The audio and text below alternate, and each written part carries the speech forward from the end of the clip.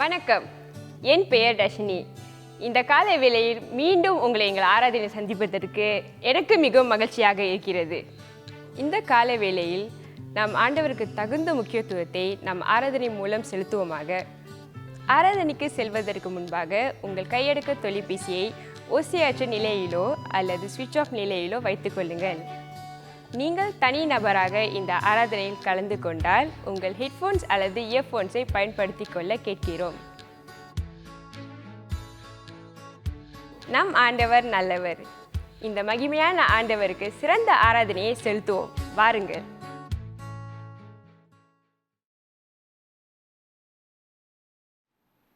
காலை வணக்கம் என் அன்பு சகோதர சகோதரிகளே.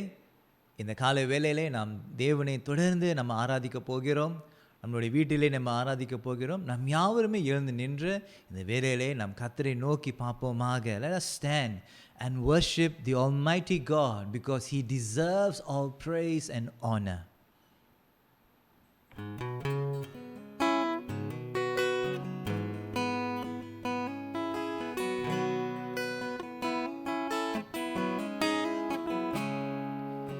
என்னடங்கா சோஸ்திரம் தேவா என்றென்றும் நான் பாடுவேன்.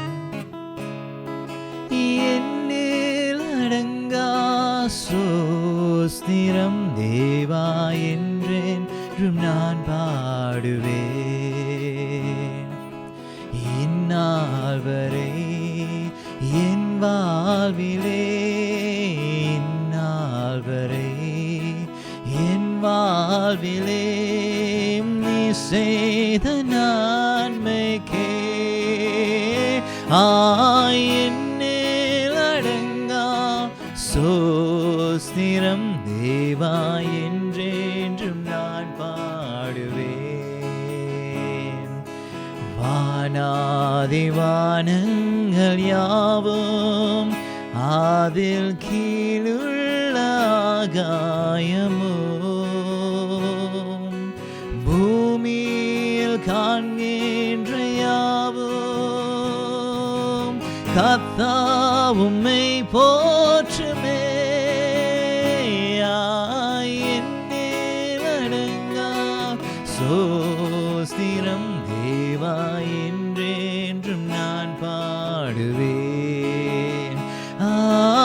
என்னிலடங்கா சோஸ்திரம் தேவா என்றென்றும் நான் பாடுவேன்.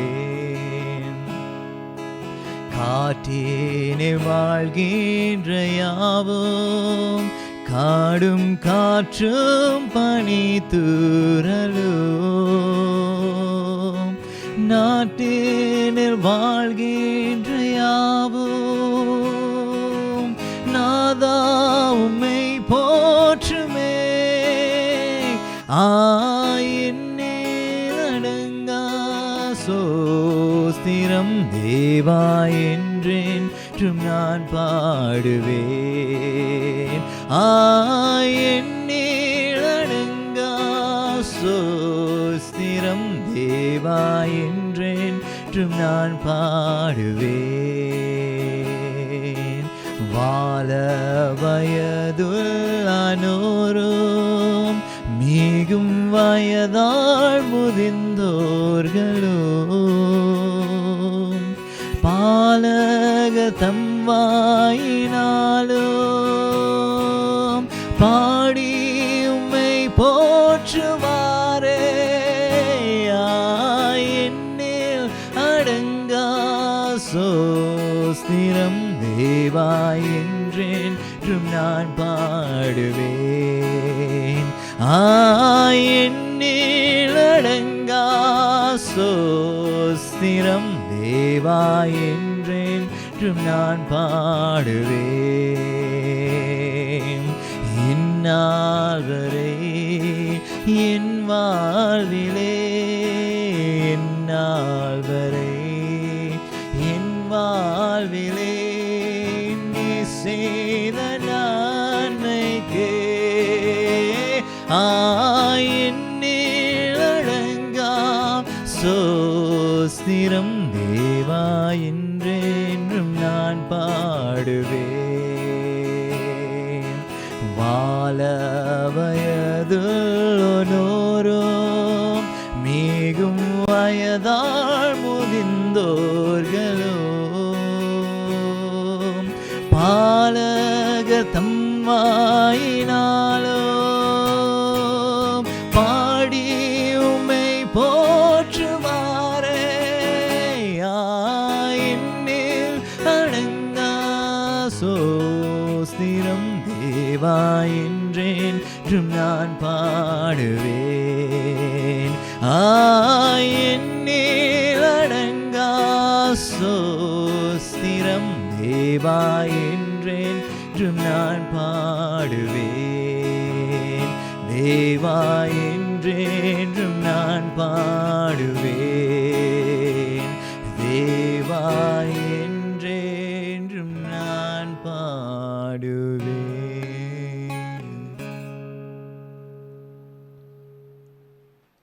என் அன்பு சகோதர சகோதரிகளே, இந்த காலை வேளையிலே நாம் பிதாவின் பிரசன்னத்திலே தேவ குடும்பமாக இணைந்து வந்திருக்கிறோம்.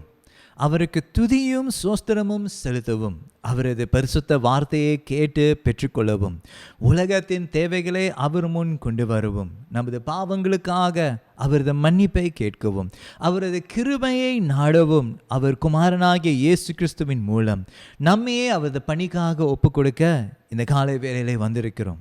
தேவனுடைய வார்த்தை இவனுமாய் சொல்லியிருக்கிறது, நமக்கு பாவம் இல்லை என்போமானால் நம்மை நாமே வஞ்சிக்கிறவர்களாய் இருப்போம், சத்தியம் நமக்குள் இராது. நம்முடைய பாவங்களை நாம் அறிக்கையிட்டால் பாவங்களை நமக்கு மன்னித்து எல்லா அநியாயத்தையும் நீக்கி நம்மை சுத்திகரிப்பதற்கு அவர் உண்மையும் நீதியும் உள்ளவராய் இருக்கிறார். என் அன்பு சகோதர சகோதரிகளை, இந்த வேளையிலே நாம் அமரலாம் அல்லது முழங்கால் படியிடலாம். நம்மளுடைய குறைவுபாடுகளை நம்ம ஆண்டவருக்கு முன்பாக தனிப்பட்ட விதத்திலே நம்ம கொண்டு வருவோமாக. Let us bring our shortcomings before our Lord in a personal manner.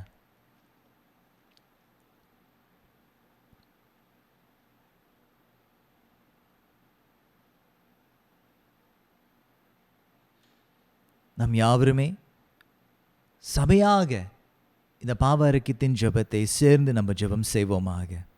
சர்வ வல்லமையுள்ள தேவனே, எங்கள் பரமபிதாவே, உமக்கு விரோதமாகவும் எங்கள் அயலாருக்கு விரோதமாகவும் நினைவினாலும் வார்த்தையினாலும் செயலினாலும் தீமையானவர்கள் செய்ததினாலும் அறியாமையினாலும் பலவீனத்தினாலும் செய்த எங்களுடைய எல்லா பாவங்களுக்காகவும் மெய்யாய் மனஸ்தாபப்பட்டு மனம் திரும்புகிறோம். எங்களுக்காக மரித்த உம்முடைய குமாரன் இயேசு கிறிஸ்துவின் மூலம் எங்களுடைய கடந்த கால பாவத்தை மன்னித்து உம்முடைய நாம மகிமைக்காக நாங்கள் புதுவாழ்வுடன் உம்மை சேவிக்க கிருபை செய்தருளும். ஆமேன். என் அன்பு சகோதர சகோதரிகளே, ஒருவேளை நம் ஆண்டவருடைய சமூகத்திலே நாம் அறிக்கை செய்து விட்டோம், ஆனாலும் ஆண்டவர் என்னை மன்னித்து விட்டாரா இல்லையா என்று ஒரு கேள்விக்குறி இருக்குமானால் இந்த வார்த்தைகளை கேட்கும் பொழுது விசுவாசத்தோடு கர்த்தர் என்னை மன்னித்து விட்டார் என்று பெற்றுக்கொள்வோமாக. Perhaps even after your confession you are still wondering whether God has forgiven me. May these words bring assurance and comfort to you.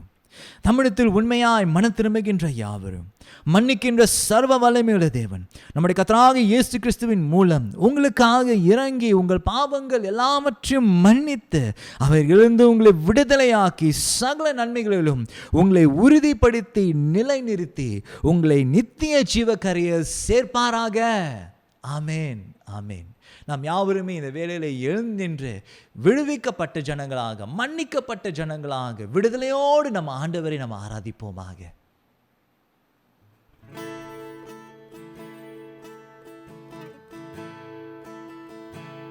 ஹல்லேலூயா. நீ நல்லவர் ஆண்டவரே. உம்முடைய ஜனங்கள் மத்தியிலே நீ உலாவிக் கொண்டிருக்கிற அந்த காலை வேளையிலே அதற்காக உமக்கு நன்றி செலுத்துகிறோம். இங்கே 2-3 பேர் உம்முடைய நாமத்தில் கூடுகிறார்கள், நீர் எங்கள் மத்தியில் இருப்பேன் என்று சொன்ன தேவன், இந்த காலை வேளையில் நீ எங்களோடு இருப்பதற்காக உமக்கு நன்றி செலுத்துகிறோம் ஆண்டவர். எங்களுடைய வீட்டில் நீ இருப்பதற்காக நன்றி. சபையாக வெவ்வேறு வீடுகளை கூடியிருக்கும் பொழுதும் நீர் எங்கள் மத்தியில் இருப்பதற்காக உமக்கு நன்றி செலுத்துகிறோம் ஆண்டவரே. ஹல்லேலூயா. இதோ மனிதர்கள் மத்தியில் வாசம் செய்பவரே, எங்கள் நடுவிலே வசித்திட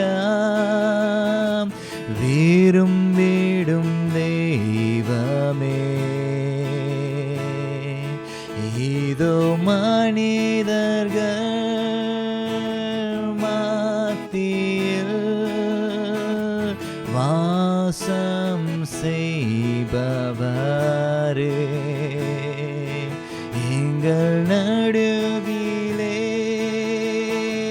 வசித்திட விரும்பிடும் தேவனே, உமக்கு சிங்காசனம் அமைத்திட உம்மை துதிக்கிறோம் இயேசுவே. பரிசுத்த அலங்காரத்துடனே உம்மை தொழுகிறோம் இயேசுவே. இதோ மனிதர்கள்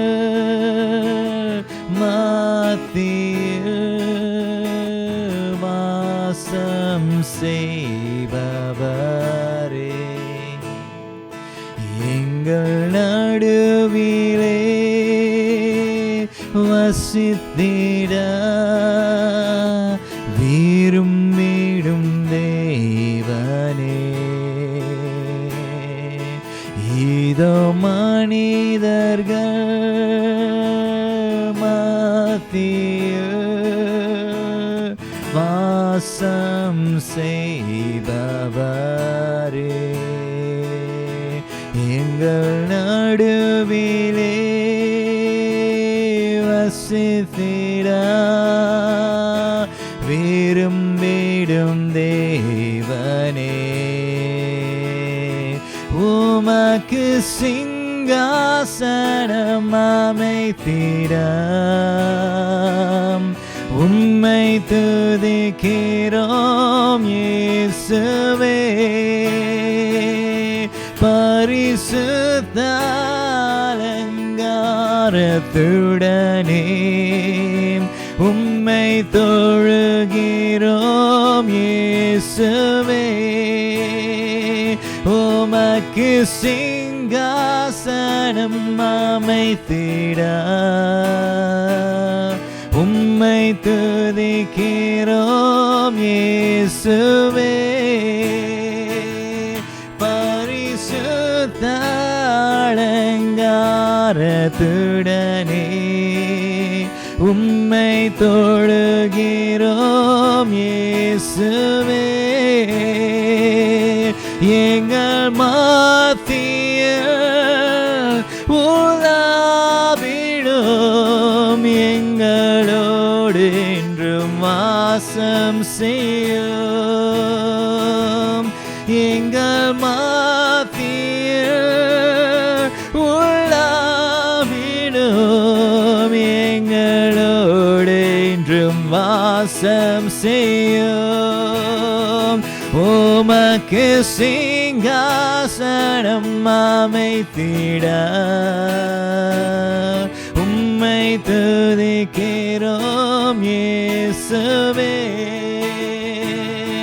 பரிசுத்த அலங்காரத்துடனே உம்மை தொழுகிறோம் இயேசுவே. உமக்கு சிங்காசனம் அமைத்திட உம்மை துதிக்கிறோம் இயேசுவே. பரிசுத்த அலங்காரத்துடனே உம்மை தொழுகிறோம் இயேசுவே. எங்கள் மத்தியில் உலாவிடும் எங்களோடு என்றும் வாசம் செய்யும். எங்கள்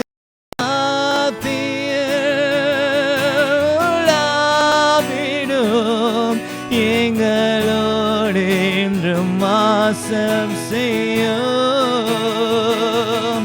எங்கள் மத்தியில் உலாவிடும் எங்களோடு என்றும் வாசம் செய்யும்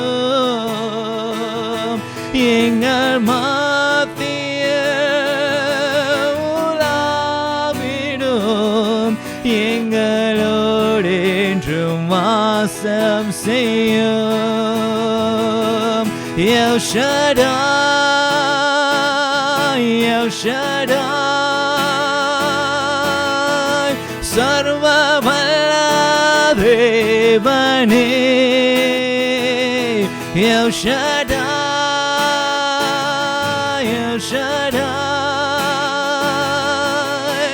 சர்வவல்ல தேவனே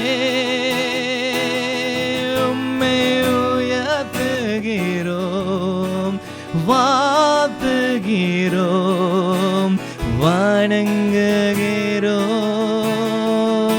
வணங்குகிறோம் உம்மை உயர்த்துகிறோம் வாழ்த்துகிறோம் வணங்குகிறோம்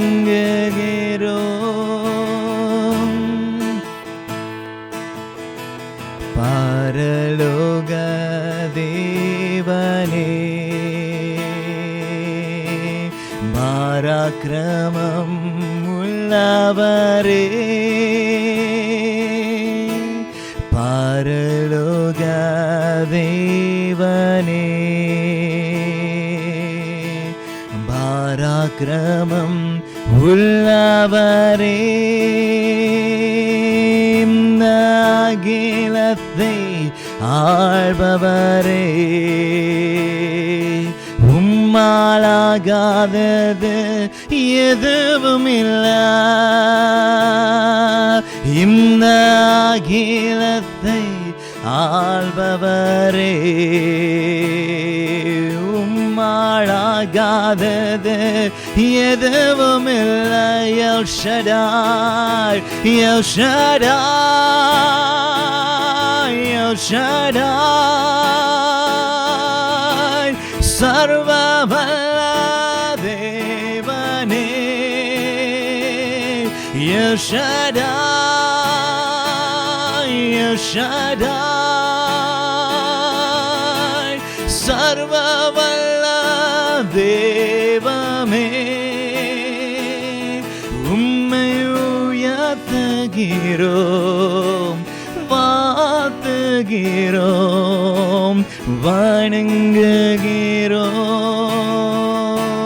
வணங்குகிறோம் உம்மை உயர்த்துகிறோம் வாழ்த்துகிறோம்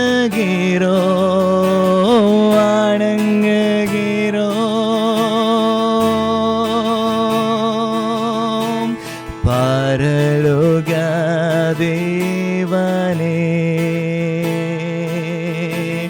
பராக்கிரமம் உள்ளவரே பரலோக தேவனே பராக்கிரமம் உள்ளவரே அகிலத்தை ஆள்பவரே உம்மாலாகாதது எதுவும் இல்லை இந்த அகிலத்தை ஆள்பவரே உம்மாலாகாதது எதுவும் இல்லை யெகோவா நிசியே வெற்றி தந்த தெய்வமே யெகோவா நிசியே வெற்றி தந்த தெய்வமே யெகோவா நிசியே வெற்றி தந்த தெய்வமே யெகோவா ராஃபா சுகம் தந்த தெய்வமே வாழ்த்துகிறோம் வாழ்த்துகிறோம் வணங்குகிறோம்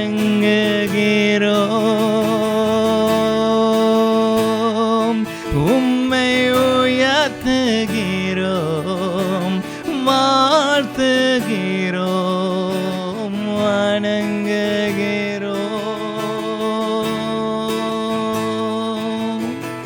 பரலோக தேவனே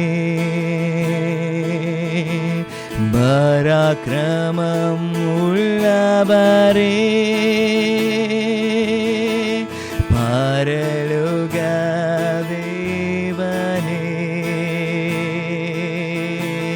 பராக்கிரமம் உள்ளவரே இந்த அகிலத்தை ஆள்பவரே உம்மாலாகாதது எதுவுமில்ல இந்த அகிலத்தை ஆள்பவரே உம்மாலாகாதது எதுவுமில்ல எல்ரோஹி எல்ரோஹி எல்ரோஹி என்னை கண்ட தெய்வமே அல்லேலூயா எல்ரோஹி எல்ரோஹி என்னை கண்ட தெய்வமே மறுபடியும் சொல்லுவோமாக எல்ரோஹி எல்ரோஹி என்னை கண்ட தெய்வமே எல்ரோஹி எல்ரோஹி என்னை கண்ட தெய்வமே El Shaddai El Shaddai El Shaddai சர்வவல்ல தெய்வமே எல் ஷடாய் எல் ஷடாய் சர்வவல்ல தெய்வமே உம்மை உயர்த்துகிறோம் வாழ்த்துகிறோம் வணங்குகிறோம் அல்லேலூயா உம்மை உயர்த்துகிறோம் வாழ்த்துகிறோம் வணங்குகிறோம் வணங்குகிறோம் உம்மை உயர்த்துகிறோம் வாழ்த்துகிறோம் வணங்குகிறோம் பரலோக தேவனே பராக்கிரமம் உள்ளவரே பரலோக தேவனே பராக்கிரமம் உள்ளவரே அகிலத்தை ஆள்பவரே உம்மாலாகாதது எதுவுமில்ல இந்த அகிலத்தை ஆள்பவரே உம்மாலாகாதது எதுவுமில்ல.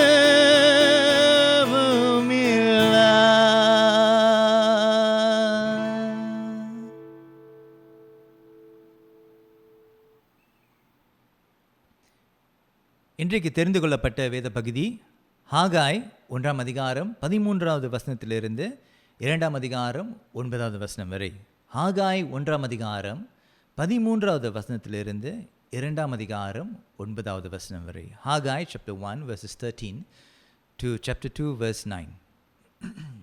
அப்பொழுது கர்த்தருடைய தூதனாகிய ஹாகாய் கர்த்தர் தூதன பண்ணிய வார்த்தையின்படி ஜனங்களை நோக்கி, நான் உங்களோடே இருக்கிறேன் என்று கர்த்தர் சொல்கிறார் என்றான்.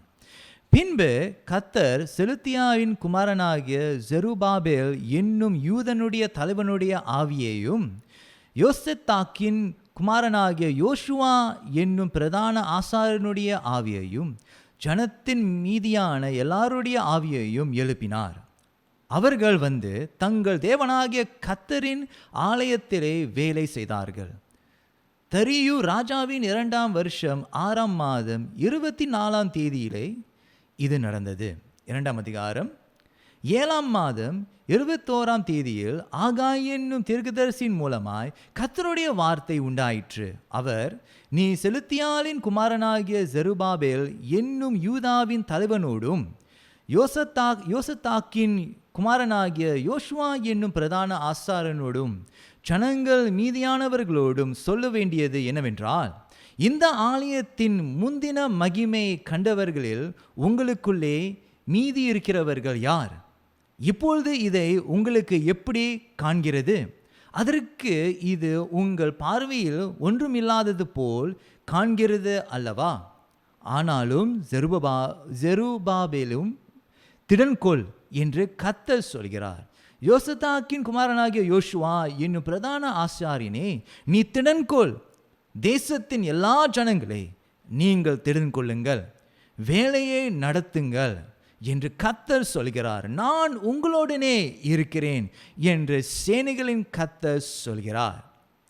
நீ எகிப்திலிருந்து புறப்படுகிறது போது நான் உங்களோடே உடன்படிக்கை பண்ணின வார்த்தையின்படி என் ஆவியானவரும் உங்கள் நடுவிலே நிலை கொண்டிருப்பார். பயப்படாதிருங்கள், சேனைகளின் கர்த்தர் சொல்கிறார். கொஞ்ச காலத்துக்குள்ளே இன்னும் ஒரு தரம் நான் வானத்தையும் பூமியையும் சமுத்திரத்தையும் வெட்டாந்தரத்தையும் அசைய பண்ணுவேன். சகல ஜாதிகளும் அசைய பண்ணுவேன். சகல ஜாதிகளும் விரும்பப்படுவர் வருவார்.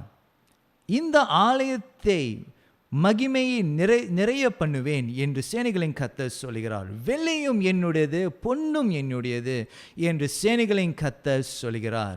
முந்தின ஆலயத்தின் மகிமையை பார்க்கிலும் இந்த பிந்தின ஆலயத்தின் மகிமை பெரிதாயிருக்கும் என்று சேனைகளின் கர்த்தர் சொல்கிறார். இவ்விடத்திலே சமாதானத்தை கட்டளையிடுவேன் என்று சேனைகளின் கர்த்தர் உரைக்கிறார் என்று சொல் என்றார். இது தேவனுடைய வசனம். தேவனுக்கே சோஸ்திரம். நம் கண்களை மூடி நம் ஆண்டவரை நோக்கி பார்ப்போமாக. கண்மணியும் மீட்புமாய் இருக்கின்ற கர்த்தாவே, இந்த காலை வேளையிலே நீர் எங்களோடு விசேஷமாக எங்களோடு இடைப்படும்படியாக ஜெபிக்கிறோம். உம்முடைய வார்த்தை மூலியமாக நீர் எங்களோடு இடைப்படுவீராக. உம்முடைய ஆவியானவர் தாமே எங்கள் மத்தியிலே ஆழமாக கிரியை செய்யும்படியாக இயேசு கிறிஸ்துவின் நாமத்திலே ஜெபிக்கிறோம் பிதாவே, ஆமென். நான் உங்களோடே இருக்கிறேன். I am with you. These words are such a powerful, this is a powerful statement.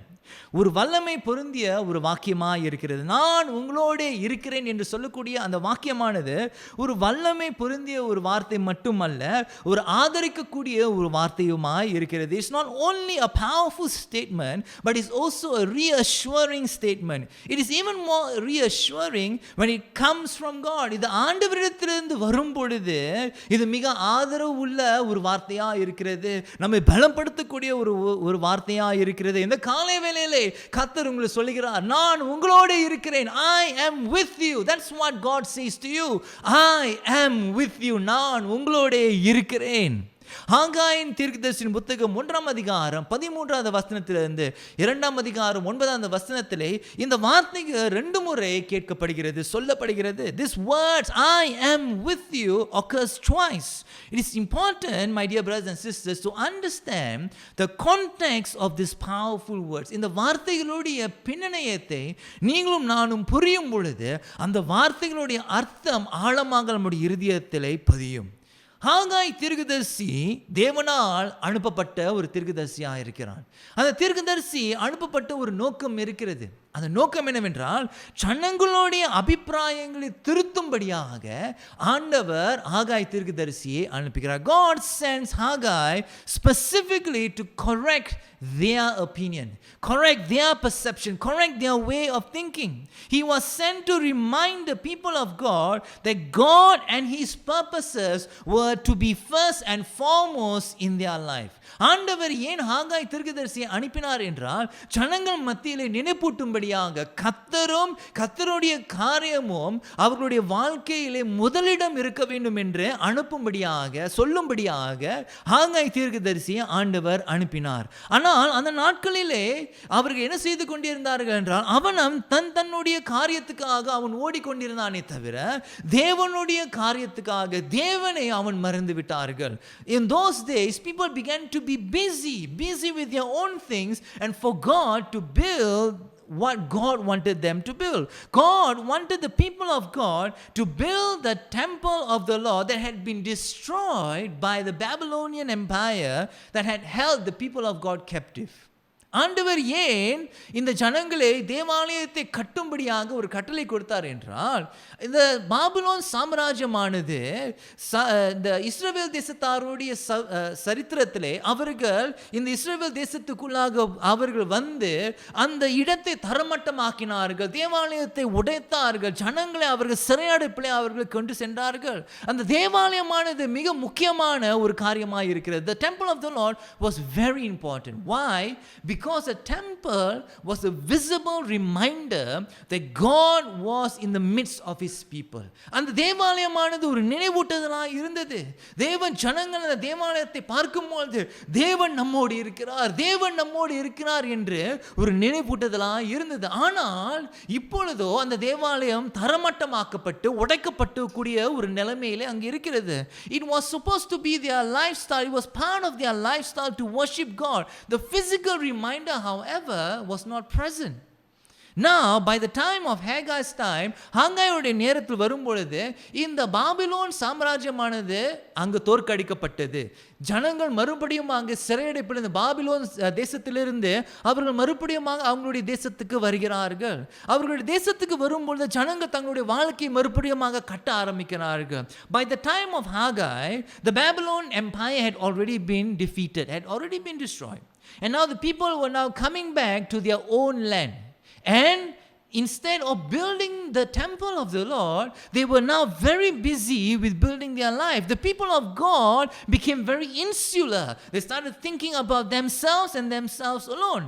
அந்நாட்களிலே பாபிலோன் தேசத்திலிருந்து அவர்கள் மறுபடியும் அவங்களுடைய சொந்த தேசத்துக்கு வரும் பொழுது அவர்களுடைய சொந்த வாழ்க்கையை கட்டுவதிலே அவர்கள் அதிக முக்கியத்துவம் அவர்கள் கொடுத்தார்கள். ஆனால் தேவாலயமோ பாழாய் கிடந்தது. அதுக்கு அவர்கள் முக்கியத்துவம் கொடுக்காமல் தங்களுடைய சொந்த வாழ்க்கையை அவர்கள் கட்ட அவர்கள் ஆரம்பித்தார்கள். அவர்கள் உள்நோக்கம் உள்ளவர்களாக மாறிவிட்டார்கள்.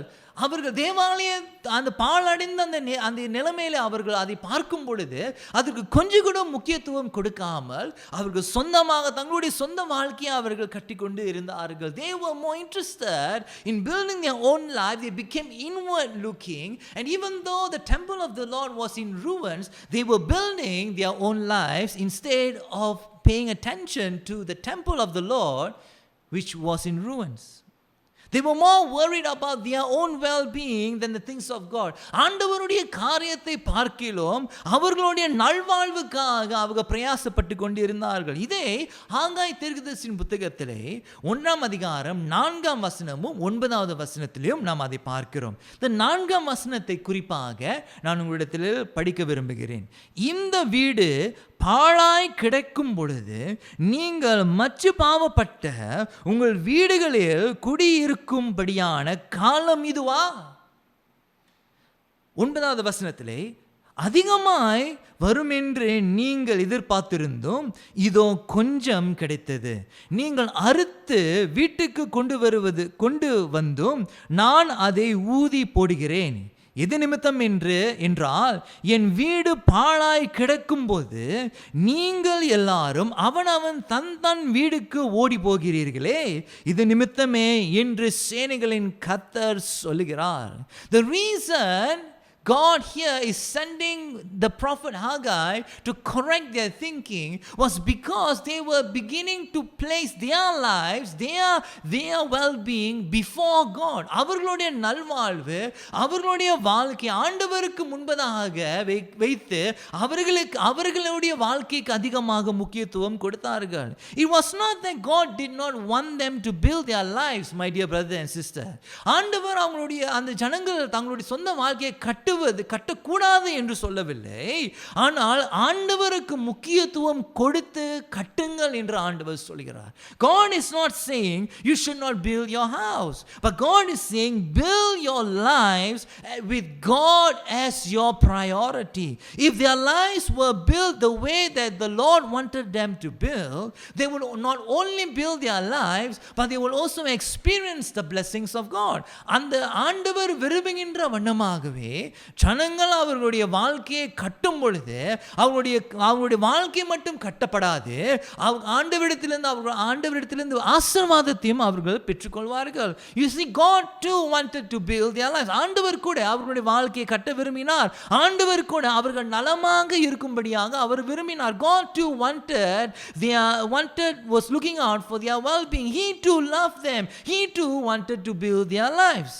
But, my dear brothers and sisters, if God was not acknowledged among the people of God, the community will crumble and become self-absorbed, and brother will turn against brother, and son will turn against father will turn against son. ஆண்டவர் தேவ ஜனங்கள் மத்தியிலே, தேவ சமூகம் மத்தியிலே அங்கீகரிக்கப்படாதபடி, முக்கியத்துவம் கொடுக்காதபடி அந்த ஜனங்கள் வாழ்வார்கள். ஆனால் அவருடைய வாழ்க்கையில் என்ன நடக்கும் என்றால், சகோதரனுக்கு எதிராக நிற்பான், பிள்ளை தகப்பனுக்கு எதிராக நிற்பான், சமுதாயமே உடைந்து உள்நோக்கம் உள்ளவர்களாக இருந்து ஒருவருக்கு ஒருவர் எதிர்த்து ஆரம்பிப்பார்கள். இது சரித்திரத்தில் நாம் பார்க்கிறோம். ஆண்டவருக்கு முக்கியத்துவம் இல்லாமல் அந்த இஸ்ரவேல் தேசத்தார் வாழும் பொழுது ஒருவருக்கு ஒருவர் எதிர்த்து அவர்கள் வாழ ஆரம்பித்தார்கள். ஆகையால் ஆண்டவர் சொல்கிறார், மறுபடியும் ஆகாய் தீர்க்கதரிசியின் மத்தியிலே ஜனங்கள் மத்தியில் என்ன சொல்ல வேண்டும் என்றால், எனக்கு முக்கியத்துவம் கொடுங்கள். உங்களுடைய வீடுகளுக்கு, உங்களுடைய வாழ்க்கைக்கு நீங்கள் முக்கியத்துவம் கொடுக்காமல் எனக்கு நீங்கள் முக்கியத்துவம் கொடுங்கள், என்னுடைய வீணை நீங்கள் கட்டுங்கள் என்று ஆண்டவர் அந்த வார்த்தையை அனுப்பி இந்த ஜனங்கள் மத்தியில் ஒரு திருத்தத்தை கொண்டு வரும்படியாக ஜனங்களுக்கு அந்த வார்த்தையை அனுப்புகிறார். Now when the people of God were confronted with this correction, they responded to the word of God. தேவனுடைய ஜனங்கள் இந்த வார்த்தைகளை அவர்கள் கேட்கும் பொழுது, இந்த திருத்தத்தை அவர்கள் கேட்கும் பொழுது தேவனுடைய வார்த்தைக்கு அவர்கள் மறு உத்தரவு கொடுத்தார்கள். தேவனுடைய வார்த்தையானது ஒரு உள்ளம் திரியங்களுக்கு இடம் கொடுத்தார்கள். அந்த தேவனுடைய வார்த்தையானது அவர்கள் அபிப்பிராயத்தை மாற்றும்படியாக இடம் கொடுத்தார்கள். When the word of God was preached, was said to the people of God, the word of God was allowed to penetrate into their beings. The people of God allowed the word of God to change their will, to change their perception of things. And the people of God in verse 12 says that they were filled with fear when the word of God came. தேவனுடைய வார்த்தை சொல்லி இருக்கிறது, அந்த தேவனுடைய வார்த்தையானது ஆகாய் தீர்க்கதரிசி அதை சொல்லும் பொழுது தேவ ஜனங்கள் பயத்தினாலே நிரப்பப்பட்டார்கள். அதனுடைய அர்த்தம் என்னவென்றால், அவர்களுடைய குற்றத்தை அவர்கள் உணர்ந்து அவர்கள் அங்கீகரித்தார்கள். What it actually means is the fear here refers to the people of God acknowledging their guilt before God. 12வது வசனத்தை, 2வது பாகத்தை நான் படிக்கிறேன். I will read the second portion of verse 12. தங்கள் தேவனாகிய கர்த்தர் அனுப்பின ஆகாய் என்னும் தீர்க்கதரிசியினுடைய வார்த்தைகளுக்கு செவி கொடுத்தார்கள். ஜனங்கள் கர்த்தருக்கு முன்பாக பயந்திருந்தார்கள் என்று தேவனுடைய வார்த்தை சொல்லி இருக்கிறது. அந்த பயம் என்று சொல்லும் பொழுது தேவனுடைய வார்த்தைக்கு அவர்கள் செவி சாய்ந்து, தேவனுடைய வார்த்தைக்கு அவர்கள் கீழ்ப்படிந்து, பயபக்தியோடு தேவனுடைய சமூகத்திலே அவர்களுடைய குற்றத்தை அவர்கள் அங்கீகரித்து அவர்கள் கீழ்ப்படிந்தார்கள். This word's fear refers to that when the word of God came to the people, when the people of God encountered the word of God, reverence for God gripped their soul and they began to respond to God. My dear brothers and sisters, this is the context in which the word of God says, I am with you. இந்த பின்னணியத்தில் தான் இந்த வார்த்தைகளை நான் உங்களோடு இருக்கிறேன் என்று புரிந்து கொள்ள முடியும். இந்த பின்னணியமானது, இந்த சூழ்நிலையானது, இந்த ஆகாய் தீர்க்கதரிசியினுடைய புத்தகத்தினுடைய சூழ்நிலையானது நமக்கு அதிகமாக பொருந்தும் இந்த நாட்களிலே. My dear brothers and sisters, the context of this passage is highly relevant for us today. Many of us have not been going to work or to schools, the physical place. But we have either been working from home or learning from home or even have temporarily ceased working. அநேகர் நாம் நம்மளுடைய வேலையிடத்துக்கு போவதில்லை, நம்முடைய பள்ளிக்கூடத்துக்கு நம்ம செல்லாமல் வீட்டிலே படித்து கொண்டே இருக்கிறோம், வீட்டிலே வேலை செய்து கொண்டிருக்கிறோம். ஒருவேளை தற்காலிகமாக வேலையை கூட விட்டிருக்கலாம். இந்த மாதிரியான ஒரு சூழ்நிலையிலே என் அன்பு சகோதர சகோதரிகளே, நம்மளுடைய வாழ்க்கை, நம்மளுடைய குடும்பம், நம்மளுடைய சொந்த நல்வாழ்வை அதுக்கு நம்ம அதிகமாக முக்கியத்துவம் கொடுக்கலாம். In such situations, my dear brothers and sisters, it's possible to start just thinking about our own families, our own life, our own priorities. We can get so busy with our own things. நம்முடைய சொந்த காரியத்திலே அவன் தன் வீட்டுக்காக மட்டுமே ஓடலாம். It is possible to entertain the thoughts of delaying what the Lord has put in our hearts to do for Him. ஆண்டவர் நம்முடைய இதயத்தில் வைத்திருக்கிற அந்த காரியத்துக்கு நாம் முக்கியத்துவம் கொடுக்காமல், ஆண்டவருக்கு முக்கியத்துவம் கொடுக்காமல், நம்முடைய நல்வாழ்வுக்கு மட்டுமே பிரயாசப்பட்டு நாம் இந்த நாட்களிலே வாழலாம். We can even start thinking about first and foremost our fear, our own desire, our own needs, our own passion before God. நாம் நம்மளுடைய பயத்துக்கு முக்கியத்துவம் கொடுக்கலாம், நம்முடைய ஆசைக்கு முக்கியத்துவம் கொடுக்கலாம், நம்முடைய தேவைக்கு முக்கியத்துவம் கொடுக்கலாம், நம்முடைய ஏக்கத்துக்கு முக்கியத்துவம் கொடுத்து ஆண்டவரை முதலிடத்திலிருந்து இரண்டாம் தரத்துக்கு நம்ம இறக்கி வைக்கலாம். You know, you and I, during this time, we can allow our fears, our desires, our needs, our passion to take priority. Fears, desires, needs, and passion, my dear brother and sister, are not something that we should ignore. But where is God in all of this? I am not saying that we should ignore all of this. இந்த பயம், இந்த ஆசை, இந்த தேவை, இந்த ஏக்கம் எல்லாம் நம்ம மறந்து விட வேண்டும் என்று சொல்லவில்லை. ஆனால் இவைகளிலே ஆண்டவர் இங்கே இருக்கிறார்.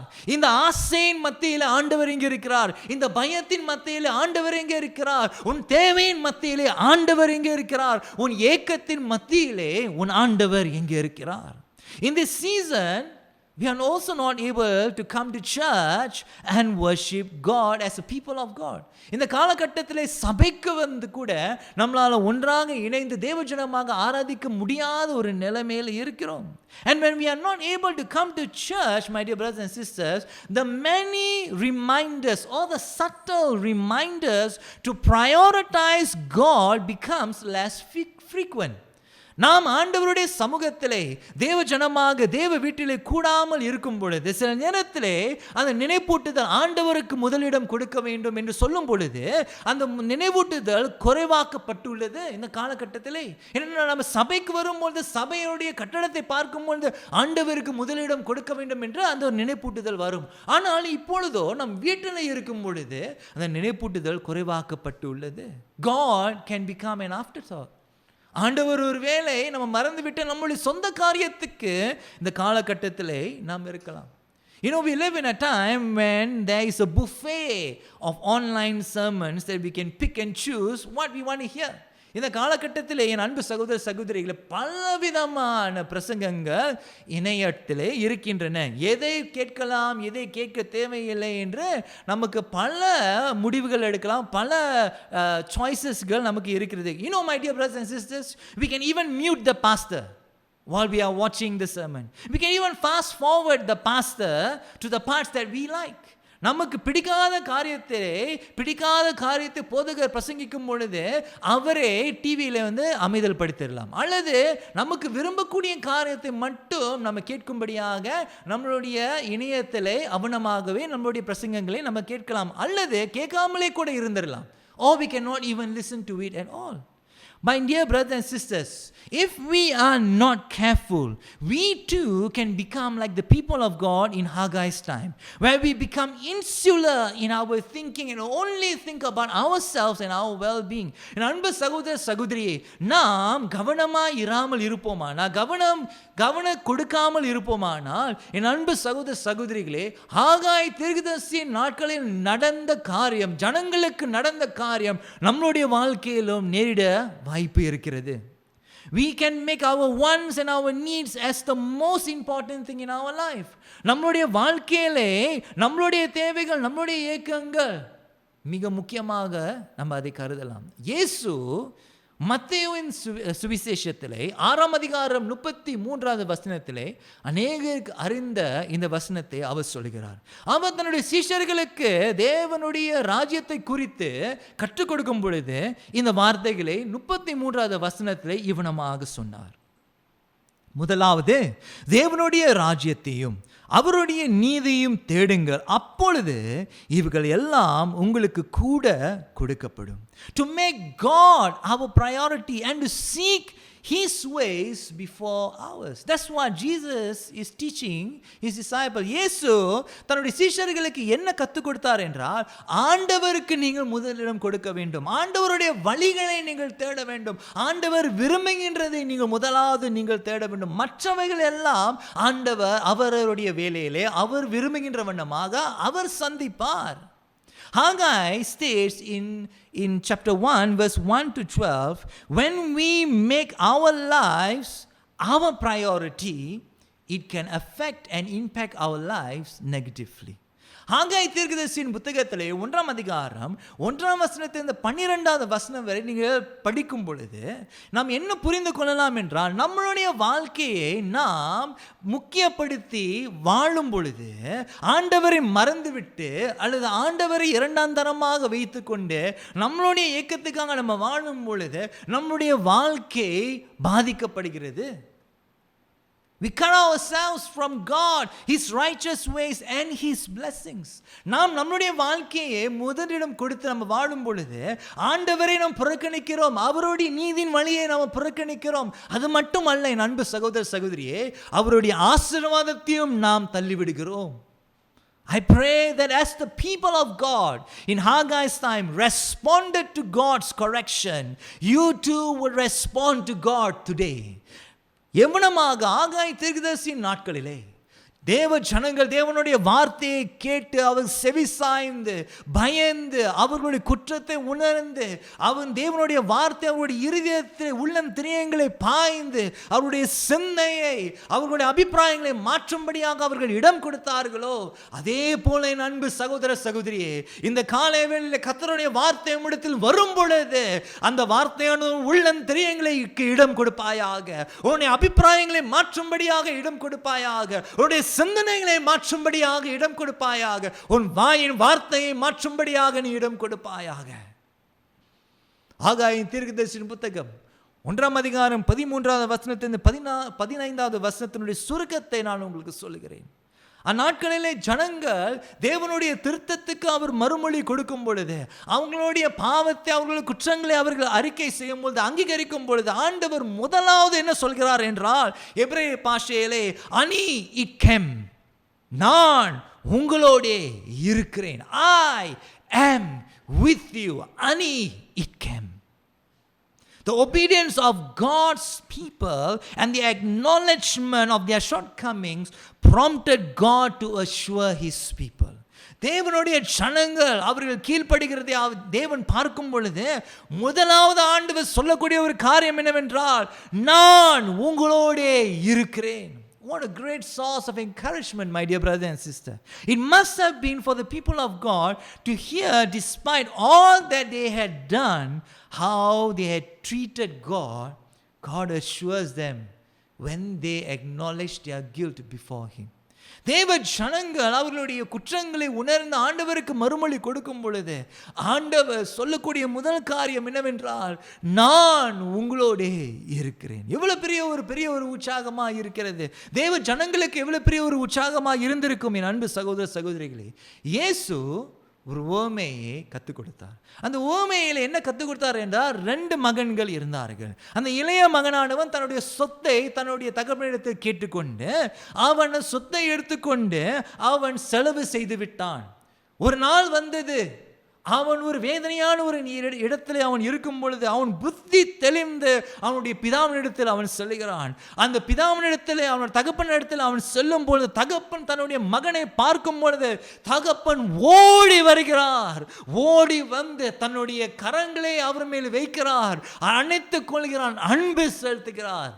அப்படிப்பட்டது தான் நம்முடைய ஆண்டவருடைய அன்பு. என் அன்பு சகோதர சகோதரி, that Jesus taught a parable about 2 sons. The youngest son took his inheritance and had spent it all. And when he was in a very bad place, he came to his senses and he returns to the father. But when the father sees the son, my dear brother and sister, the father runs to the son and throws his arms around the son.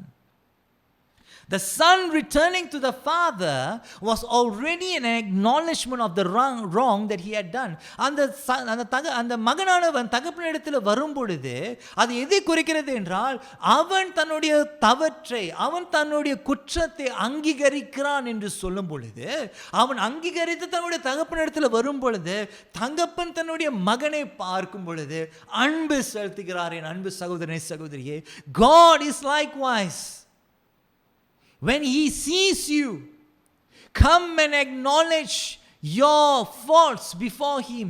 He comes and embraces you with his love. When we respond to him, my dear brother and sister, and acknowledge our shortcomings before him, he doesn't make us feel bad, but he receives us as we are. என் அன்பு சகோதர சகோதரியே, நாம் ஆண்டவரிடத்தில் திரும்பி வந்து நம்முடைய குற்றத்தை அங்கீகரிக்கும் பொழுது, நம்முடைய தவறை உணரும் பொழுது, அவர் நமக்கு மோச உணர்வை கொடுக்காதபடிக்கு அவர் நம்மை ஏற்றுக்கொள்கிறார், அவர் நம்மை அரவணைக்கிறார், அவர் நம்ம தன்னுடைய அன்பினாலே நம்மை ஆறுதல் படுத்தி உறுதிப்படுத்துகிறார். என் அன்பு சகோதர சகோதரியே, God assures us with his love. What amazing love. Hallelujah. And this is the type of love that Haggai wanted to tell the people of God. That when you come back to God, God assures you that he is with you. நீ ஆண்டவரிடத்தில் ஆகாய தீர்க்கதரிசி ஜனங்களிடத்திலே தான் சொல்கிறான். நீங்கள் ஆண்டவரிடத்தில் திரும்பும்போது ஆண்டவர் என்ன சொல்கிறான் என்றால், நான் உங்களோடே இருக்கிறேன். Draw near to God, my dear brother and sister. The word of God says, when you and I draw near to God, he will draw near to us. James chapter 4 verse 8. நம் ஆண்டவரிடத்திலே நாம் திரும்பும் பொழுது, ஆண்டவரிடத்திலே கிட்டி சேரும் பொழுது தேவனுடைய வார்த்தை சொல்லியிருக்குது, அவர் நம் பக்கமாக திரும்புகிறார். யாக்கோபு 4ஆம் அதிகாரம் 8வது வசனம் இவனமாய் சொல்லியிருக்கிறது, தேவனிடத்திலே சேருங்கள், அப்பொழுது அவர் உங்களிடத்தில் சேருவார். பாவிகளே, உங்கள் கைகளை சுத்திகரியுங்கள், இருமனம் உள்ளவர்களே உங்கள் இருதயங்களை பரிசுத்தமாக்குங்கள். God assures us and wants to assure you that he is with you. But my dear brother and sister, will you come to him? என் அன்பு சகோதர சகோதரியே, ஆண்டவர் உன்னை உறுதிப்படுத்தும்படியாக, உனக்கு உறுதியை கொடுக்கும்படியாக, அவர் உன்னோடு இருக்கிறார் என்று சொல்லும்படியாக அவர் விரும்புகிறார். ஆனால் அதுக்கு முன்பதாக நீ ஆண்டவரிடத்தில் நீ திரும்புவாயா? நீ ஆண்டவரிடத்தில் வந்து உன்னுடைய குற்றத்தை அங்கீகரிப்பாயா? Will you be humble enough to acknowledge your faults before God? நீ மனத்தாழ்ந்து உன்னுடைய குற்றத்தை நீ அங்கீகரிப்பாயா? If you will come, and if you will come today acknowledging what you have done, then you will experience the assurance of God. Ani ikem, I am with you. நான் உங்களோடு இருக்கிறேன் என்று சொன்ன அந்த வார்த்தைகளை நீங்கள் கேட்பீர்கள். நீங்கள் ஆண்டவரிடத்தில் திரும்பும் பொழுது, நான் உன்னோடு இருக்கிறேன் என் மகனே, நான் உன்னோடு இருக்கிறேன் என் மகளே, நீ தயங்காதே என்று சொல்லக்கூடிய அந்த உறுதி கொடுக்கக்கூடிய, ஆறுதல் கொடுக்கக்கூடிய அந்த வார்த்தையை நீ உணர்வாய். As the people of God heard the voice of God, they obeyed. And what we read in scripture is amazing. The Lord himself stirred the people of God to do his work. தேவ ஜனங்கள் தேவனுடைய வார்த்தைக்கு அவர்கள் செவி சாய்க்கும் பொழுது, தேவனுடைய வார்த்தை சொல்லியிருக்கிறது, அவரே அவர் ஜனங்களை எழுப்பி தேவனுடைய ஊழியத்தை செய்யும்படியாக உற்சாகப்படுத்தி பலப்படுத்தினார். The Lord himself enabled the people of God when they obeyed. தேவ ஜனங்கள் அவர்கள் கீழ்ப்படியும் பொழுது தேவன் தாமே அவர்களை பலப்படுத்தினார், தேவன் தாமே அவர்களை எழுப்பினார் என்று தேவனுடைய வார்த்தை சொல்லியிருக்கிறது. இதை 14வது வசனத்திலே நம்ம படிப்போம். பின்பு கர்த்தர் செலுத்தியலின் குமாரனாகிய செருபாபேல் என்னும் யூதாவின் தலைவனுடைய ஆவியையும் யோசத்தாக்கின் குமாரனாகிய யோசுவா என்னும் பிரதான ஆசாரனுடைய ஆவியையும் ஜனத்தில் மீதியான எல்லோருடைய ஆவியையும் அவர் எழுப்பினார். அவர்கள் வந்து தங்கள் தேவனாகிய கர்த்தரின் ஆலயத்திலே வேலை செய்தார்கள். As the people of God came, the Lord himself enabled the people of God to fulfill his will. தேவனுடைய ஜனங்கள் அவர்கள் கீழ்ப்படிந்து தங்களுடைய குற்றத்தை உணர்ந்த ஆண்டவருக்கு முன்பாக வரும்பொழுது தேவன் தாமே அவர்களை உற்சாகப்படுத்தி அவரை பலப்படுத்தி அவருடைய வேலையை செய்யும்படியாக பலத்தை கொடுத்தார் என்று தேவனுடைய வார்த்தை சொல்லியிருக்கிறது. இதைத்தான் நாம் புதிய ஏற்பாட்டிலும் படிக்கிறோம். We read this also in the New Testament. When we respond to God, God himself enables us to do his will. நாம் ஆண்டவருக்கு மறுமொழி கொடுக்கும் பொழுது ஆண்டவர் தாமே அவருடைய சித்தத்தை செய்யும்படியாக பலத்தை கொடுக்கிறார். 1 கொரிந்தியர் 15ஆம் அதிகாரம் 10வது வசனம் இவ்வளமாய் சொல்லியிருக்கிறது. In 1 Corinthians chapter 15 verse 10, this is what Paul says, that it was not he who did the work of the Lord, but it was God's grace that enabled him to do the work of the Lord. ஆகிலும் நான் இருக்கிறது தேவ கிருபையினாலே இருக்கிறேன். அவர் எனக்கு அருளின கிருபை விருதாவாக இருக்கவில்லை. அவர்களில் எல்லோரும் நான் அதிகமாக பிரயாசப்பட்டேன். ஆகிலும் நான் அல்ல, என்னுடனே இருக்கிற தேவ கிருபையை அப்படியே செய்தது. None of us, my dear brothers and sisters, can boast that we have done something for the Lord, because it is the Lord himself who enables us to do something for him. நீங்களும் நானும் நான் ஆண்டவருக்காக ஒரு காரியம் செய்தேன் என்று பாராட்டக்கூடிய எந்த ஒரு காரியமும் இல்லை. ஏனென்றால் தேவனுடைய ஊழியத்தை செய்யக்கூடிய பலனே அவரிடத்தில் தான் வருகிறது. Today, if you are troubled, that you are not able to fulfill what God desires of you, come to the Father through Jesus, my dear brother and sister, and the Lord will awaken you, and the Lord will empower you to do his will. என் அன்பு சகோதர சகோதரியே, என் ஆண்டவருடைய சித்தத்தை செய்யாமல் நான் தவித்துக் கொண்டிருக்கிறேன் என்று சொல்லக்கூடிய என் அன்பு சகோதரனே சகோதரியே, கர்த்தரிடத்திலே சொல்கிறார், நீ பிதாவினிடத்திலே இயேசுவின் நாமத்திலே வரும் பொழுது அவரே உனக்கு பலத்தை கொடுத்து அவருடைய ஊழியத்தை செய்யும்படியாக உன்னை பலப்படுத்துவார், உன்னை உறுதிப்படுத்துவார். 2ஆம் அதிகாரம் 1ஆம் வசனத்திலிருந்து 5ஆவது வசனத்தை என்னுடைய சுருக்கத்தை நம்ம பார்ப்போம். இந்த 1ஆம் அதிகாரம் 15வது வசனத்திலிருந்து 2ஆம் அதிகாரம் 1ஆம் வசனத்தை வரை ஒரு 4 வாரங்கள் ஏற்கனவே கடந்து விட்டன. From chapter 1 verse 15 right up to chapter 2 verse 1, within these few verses 4 weeks had lapsed. In the work of the Lord, the temple of the Lord was being built. தேவ ஜனங்கள் 1ஆம் அதிகாரத்திலே தேவனுடைய வேலையை செய்யும்படியாக அவர்கள் தொடங்குகிறார்கள். ஆனால் அவர்கள் தொடங்கின பிறகு அவர்கள் சோர்வை அவர்கள் சந்திக்கிறார்கள். Now the work of the building the temple of God was harder than expected, and the people became discouraged, and the discouragement began to spread throughout the people of God. தேவ ஜனங்கள் 1ஆம் அதிகாரத்திலே தேவனுடைய வார்த்தைக்கு கீழ்ப்படிந்து தேவனுடைய பலத்திலே தேவனுடைய ஊழியத்தை அவர்கள் செய்து கொண்டிருக்கிறார்கள். ஆனால் தேவ ஆலயத்தை கட்டுவது மிக ஒரு கடினமான ஒரு காரியம் என்று உணர்ந்து அவர்கள் சோர்வு அடைய ஆரம்பித்தார்கள். அங்கு அதிக முன்னேற்றம் நடக்கவில்லை. தேவ ஆலயம் இன்னும் அதிகமாக கட்ட வேண்டிய அநேக காரியங்கள் இருந்தன. Not much progress was done in terms of building the temple. Haggai then once again addresses the people of God to encourage them to keep working, to keep doing the work of the Lord. Haggai மறுபடியுமாக 2ஆம் அதிகாரத்திலே தேவ ஜனங்களை பார்த்து உற்சாகப்படுத்துகிறார். தேவனுடைய ஊழியத்தை செய்வதை நீங்கள் நிறுத்தி விடாதிருங்கள் என்று சொல்லும்படியாக ஆகாய் தீர்க்கதரிசி தேவனால் அனுப்பப்படுகிறார். ஆகாய் முதலாவது அவர் என்ன சொல்கிறார் என்றால், முதியோரை பார்த்து இந்த கேள்விகளை அவர் கேட்கிறார். First, Haggai, when he speaks to the people in chapter 2, he speaks to specifically eyewitnesses who are 70 years old and above. முதலாவது கேள்வி 3ஆம் வசனத்தை 2ஆம் அதிகாரத்தில் என்ன சொல்கிறார் என்றால், இந்த ஆலயத்தின் முந்தின மகிமையை கண்டவர்களில் உங்களுக்குள்ளே மீதியாய் இருக்கிறவர்கள் யார்? இப்பொழுது இது உங்களுக்கு எப்படி காண்கிறது? அதற்கு இது உங்கள் பார்வையில் ஒன்றுமில்லாதது போல காண்கிறது அல்லவா?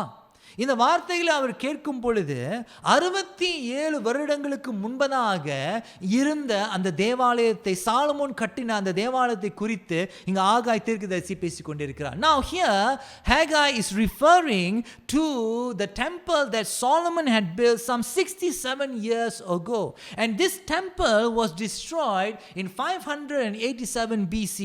இந்த தேவாலயமானது, அந்த முதல் தேவாலயமானது, சாலமோன் கட்டின அந்த தேவாலயம் கிறிஸ்துவுக்கு முன் 587ஆம் ஆண்டிலே அது உடைக்கப்பட்டது. ஆகையால் இந்த கேள்வியை கேட்கும் பொழுது இந்த 67 வருடங்களுக்கு முன்பாக நடந்த அந்த சம்பவத்தை குறித்து ஆகாய் தீர்க்கதரிசி பேசிக் கொண்டிருக்கிறார். Now here Haggai is referring to something that was present in 67 years ago. So therefore this question was asked to the people who are about 70 years old and above. 70க்கு மேற்பட்ட ஜனங்களை குறித்து, இந்த வயது உள்ளவர்களை குறித்து இந்த கேள்வியை கேட்கிறார். அந்த கேள்வியை கேட்கும் பொழுது ஆகாய் தீர்க்கதரிசி என்ன சொல்கிறார் என்றால், நான் அறிவேன், உங்களுடைய வேதனையை அறிவேன். நீங்கள் அந்த முதல் தேவாலயத்தினுடைய மகிமையை கண்டவர்களே, அந்த உங்களுடைய வேதனையை நான் அறிகிறேன் என்று சொல்லி ஆண்டவர் அந்த முதிதாய் இருந்தவர்களை பார்த்து ஆறுதல் படுத்துகிறார். The Lord addresses the older generation to tell them, I know your pain. I know the glory of the first temple, and I sympathize with you in your pain, and you are not forgotten.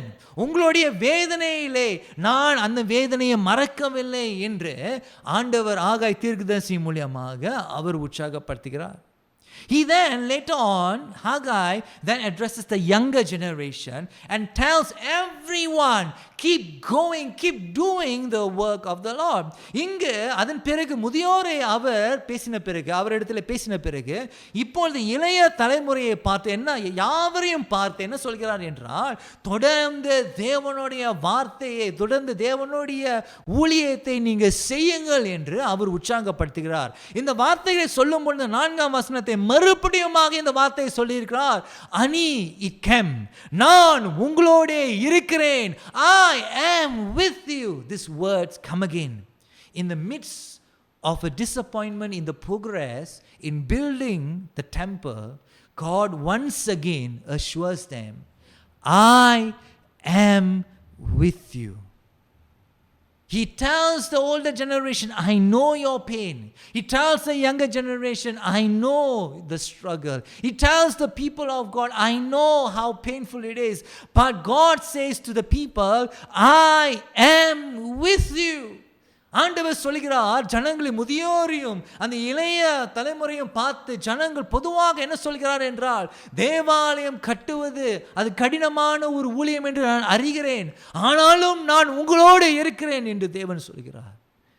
God wants you also, my dear brother and sister, to know that He knows your pain when He comes to ministry. தேவ ஊழியத்தை செய்வதிலே அங்கு வேதனை இருக்கிறது, தேவ சித்தத்தை செய்வதிலே அங்கு வேதனை இருக்கிறது என்று அறிந்தும் ஆண்டவர் இடத்தில் சொல்கிறார், அந்த காலை வேளையிலே நான் உங்களோடு இருக்கிறேன். I am with you. God knows your pain and God wants you to know that He is with you. He wants you to live for Him. அவருக்காக நீங்கள் வாழும்படியாக ஆண்டவர் விரும்புகிறார். God once again states that His Spirit will enable the people to complete the temple. ஆண்டவர் சொல்கிறார் 5ஆம் வசனத்திலே, என் ஆவியானவர் உங்கள் நடுவிலே நிலை கொண்டிருப்பார், பயப்படாதிருங்கள், பயப்படாதிருங்கள். கர்த்தர் சொல்கிறார், நான் உங்களை பலப்படுத்துவேன், என்னுடைய ஆவியானவர் மூலியமாக நான் உங்களை பலப்படுத்துவேன் என்று தேவனுடைய ஜனங்களை பார்த்து கர்த்தர் சொல்கிறார். இந்த காலை வேளையிலும் கர்த்தர் உங்களை பார்த்து சொல்கிறார், அவருடைய ஆவியானவர் மூலியமாக அவர் உங்களை பலப்படுத்துவார். இந்த காலை வேளையிலே I want you to notice something, my dear brother and sister. Both when the people of God returned to God acknowledging their guilt, and when the people were discouraged in their work in building the temple, God says the same words to them. Ani itkem, I am with you. நான் உங்களோடே இருக்கிறேன். இந்த ரெண்டு சூழ்நிலை நீங்கள் கவனிக்கும் பொழுது, ஜனங்கள் தேவனுடைய சமூகத்தில் அவங்களுடைய குற்றத்தை உணர்ந்த ஆண்டவருக்கு முன்பாக வந்து கீழ்ப்படியும் பொழுதும், தேவனுடைய ஊழியத்தை செய்து கொண்டிருக்கும் பொழுது சோர்வடையும் பொழுதும், இந்த ரெண்டு சூழ்நிலையிலும் ஆண்டவர் ஒரே காரியத்தை சொல்கிறார். என்ன சொல்கிறார் என்றால், நான் உங்களோட இருக்கிறேன். I am with you, I will enable you. நான் உங்களை பலப்படுத்துவேன் என்று ஆண்டவர் சொல்கிறார். Today, my dear brother and sister, if you are discouraged in your Christian life, the Lord wants to encourage you by stating that He is with you. இந்த காலை வேளையிலே ஒரு வேளை உன்னுடைய கிறிஸ்துவ வாழ்க்கையிலே நீ சோர்ந்து போயிருப்பாயானால், கர்த்தர் உன்னை பார்த்து சொல்கிறார், நான் உன்னோடு இருக்கிறேனே என் மகனே, நான் உன்னோடு இருக்கிறேனே என் மகளே, நீ என்னுடைய சித்தத்தை செய்யும்படியாக நீ எழும்பும் பொழுது நான் உன்னை பலப்படுத்துவேன், நான் உன்னோடு இருக்கிறேன் என்று இந்த காலை வேளையிலே ஆண்டவர் சொல்கிறார். Don't give up. கர்த்தருடைய ஊழியத்தை செய்வதில்லை நீ சோர்ந்து போகாதே. Don't give up in doing the work of the Lord. 2ஆம் அதிகாரம் 6வது வசனத்திலிருந்து 9வது வசனம் வரை தொடர்ந்து ஆண்டவர் ஜனங்களை உற்சாகப்படுத்துகிறார். அவர் என்ன சொல்கிறார் என்றால், அவர் ஒரு பெரிதான ஒரு காரியத்தை அவர் செய்ய போகிறார். God goes on to encourage his people in verse 6 to 9 and tells them that he is going to shake the heavens, the earth, the sea and the dry land. ஆண்டவர் என்ன சொல்கிறார் என்ற 6ஆம் வசனத்திலே சேனைகளின் கர்த்தர் சொல்கிறார், கொஞ்ச காலத்துக்குள்ளே இன்னும் ஒரு தரம் நான் வானத்தையும் பூமியையும் சமுத்திரத்தையும் வெட்டாந்தரையையும் அசைய பண்ணுவேன். இந்த அசைப்பானது எதற்காக நடக்கிறது என்றால், கர்த்தருடைய சித்தம் நிறைவேறுவதற்காக இந்த அசைவாடுதல் நடக்க போகிறது என்று தேவன் சொல்கிறார். God here tells the people that this shaking is for the purpose of making His will come to pass. This shaking will provide the people of God all the raw materials needed to build the temple of God. ஆண்டவர் என்ன சொல்கிறார், இந்த உலக அளவிலே ஒரு அசைவை நான் கொண்டு வர போகிறேன். இந்த அசைவு மூலமாக தேவாலயத்தை கட்டக்கூடிய எல்லா பொருட்களும் உங்களுக்கு கொடுக்கப்படும். அதன் மூலமாக நீங்கள் என்னுடைய சித்தத்தை செய்து இந்த தேவாலயத்தை கட்டி முடிப்பீர்கள் என்று ஆண்டவர் தேவனுடைய ஜனங்களை பார்த்து சொல்லியிருக்கிறார். ஆனால் இந்த அசைப்பானது, இந்த அசைவு எதுக்காக உண்டாக்கப்படுகிறது என்றால், தேவனுடைய ஊழியத்தை செய்யும்படியாக ஆண்டவர் அசைக்க போகிறார் என்று சொல்கிறார். 8வது வசனத்தை சொல்கிறார், வெள்ளி என்னுடையது, பொன்னு என்னுடையது என்று சேனைகளின் கர்த்தர் சொல்கிறார். God says that the silver is mine, the gold is mine, and He will give. God says, I will give all the raw materials that you need to build the temple of the Lord. Then God goes on to say to the people, the glory of the latter temple will be far greater than the first temple in Solomon's time. Solomon ராஜாவின் இருந்த நாட்களை விட, Solomon ராஜாவில் இருந்த அந்த தேவாலயத்தை விட இந்த பிந்தின இந்த தேவாலயமானது மிக மகிமையாக இருக்கும் என்று ஆண்டவர் சொல்கிறார். 9வது வசனத்தை நீங்கள் கவனியுங்கள். முந்தின ஆலயத்தின் மகிமையை பார்க்கிலும் இந்த பிந்தின ஆலயத்தின் மகிமை பெரிதாயிருக்கும் என்று சேனைகளின் கர்த்தர் சொல்கிறார். It may seem unimpressive now, the work before you. ஆண்டவர் தன்னுடைய ஜனங்களை பார்த்து சொல்கிறார், ஒருவேளை நீ கட்டக்கூடிய தேவாலயமானது அழகு இல்லாதது போல இருக்கலாம், ஆனால் இந்த பிந்தின இந்த தேவாலயமானது முந்தின ஆலயத்தை விட மிக மகிமையாக இருக்கும் என்று ஆண்டவர் உற்சாகப்படுத்துகிறார். ஏனென்றால் தேவன் அவர்களோடு இருக்கிறார். Why? Why would the glory of God would be far greater in the latter days than in the former days? Because God is assuring His people, I am with you. The glory of Israel is God Himself, my dear brother and sister. தேவனுடைய ஜனத்தினுடைய மகிமை தேவனே. ஆகையால் தேவன் சொல்கிறார், நான் உங்களோடு இருப்பேன். நான் இந்த தேவாலயத்தை கட்டும்படியாக இந்த உலகத்தை நான் அசைப்பேன் என்று தேவன் சொல்கிறார். Today, my dear brother and sister, if you are discouraged in the work of the Lord, don't give up. இந்த கால வேளையிலே ஒருவேளை தேவனுடைய ஊழியத்தை செய்வதில்லை நீ சோர்ந்து போயிருப்பாயானால் நீ அதை விட்டுவிட, அதை சோர்ந்து போவாதே. கர்த்தர் உனக்கு வேண்டிய எல்லாவற்றையும் கொடுத்து நீ தேவனுடைய ஊழியத்தை செய்யும்படியாக ஆண்டவர் அசைக்கக்கூடிய காரியங்களை அசைப்பார்.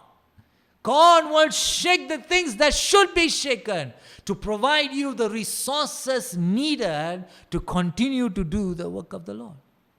We read that also in the New Testament. இதை புதிய ஏற்பாட்டிலும் நாம் படிக்கிறோம். இந்த அசைவை குறித்து எபிரேயர் எழுதின நிருபத்திலே 12ஆம் அதிகாரம் 26வது வசனத்திலிருந்து 28வது வசனம் வரை we read about a shaking that God will do in also in Hebrews chapter 12 verses 26 to 28. அவருடைய சத்தம் அப்பொழுது பூமியை அசைய பண்ணிற்று.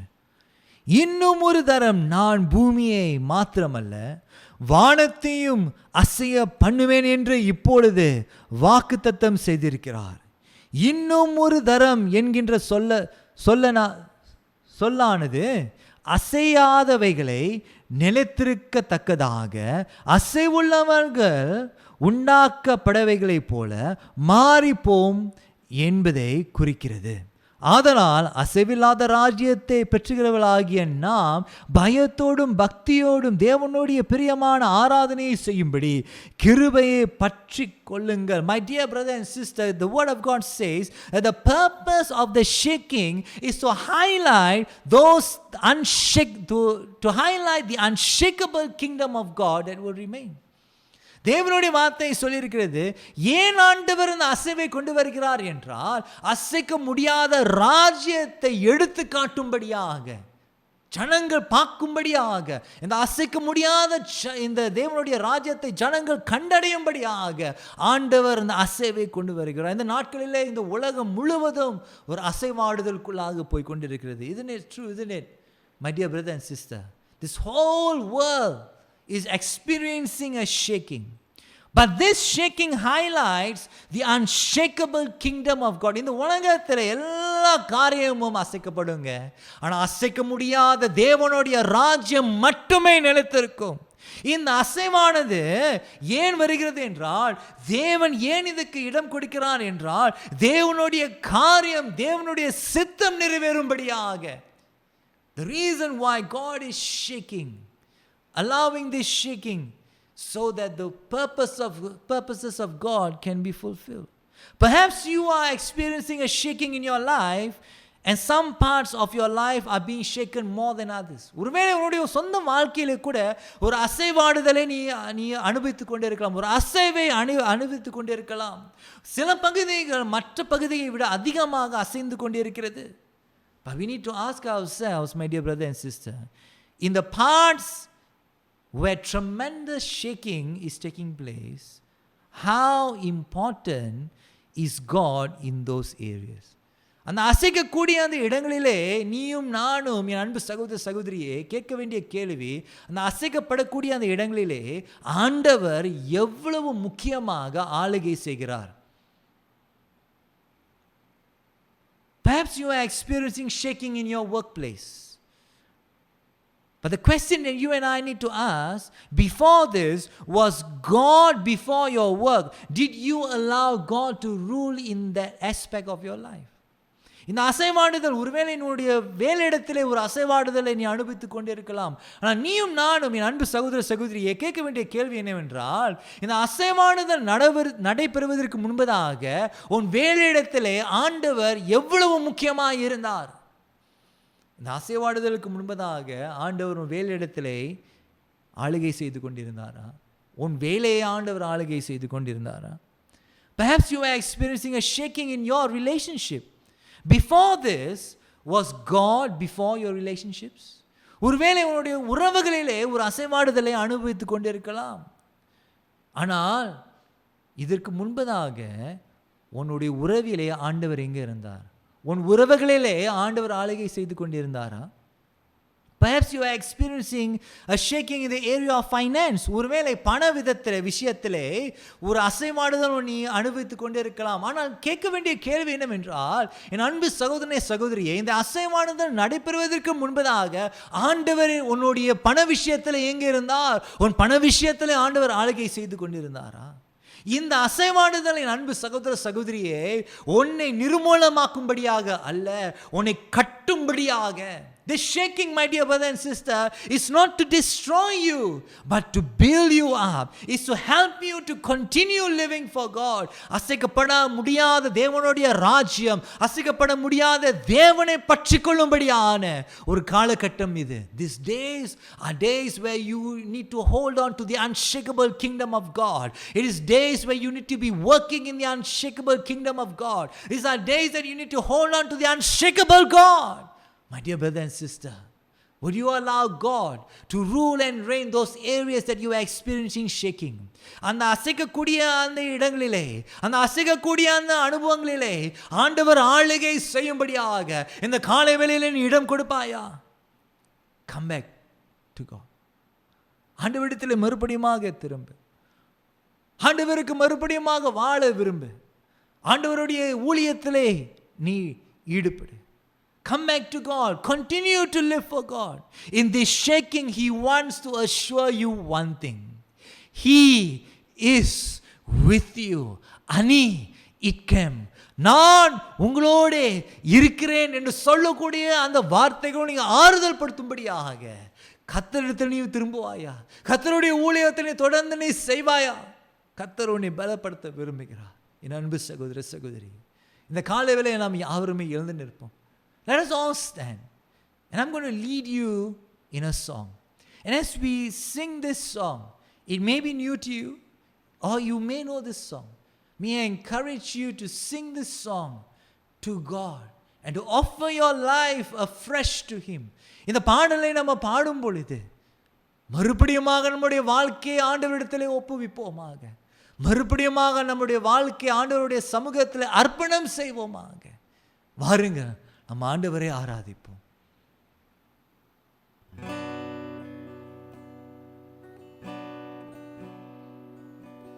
ஹல்லேலூயா. நல்லவர் ஆண்டவரே.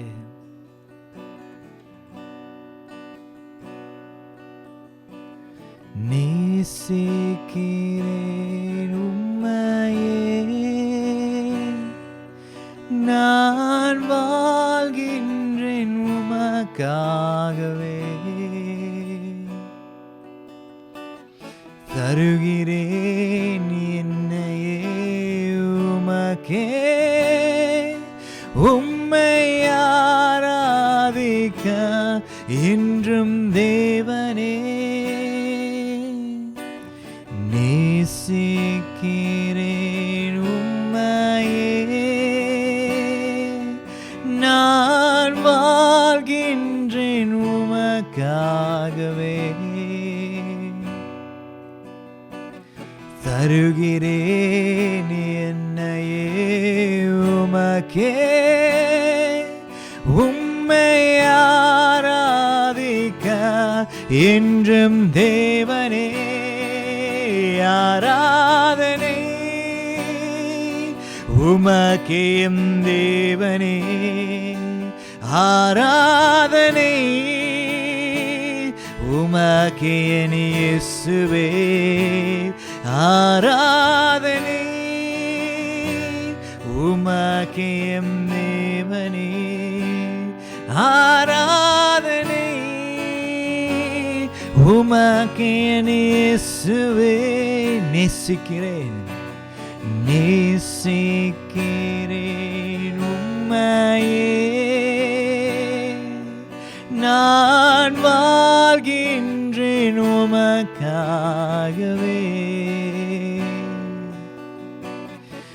தருகிறேன் என்னையே உமக்கே, உம்மை ஆராதிக்க என்றும் தேவனே. நேசிக்கிறேன் உம்மையே, நான் வாழ்கின்றேன் உமக்காகவே. தருகிறேன் என்னையே உமக்கே, உம்மை ஆராதிக்க இன்றும் தேவனே. ஆராதனை உமக்கே தேவனே, ஆராதனை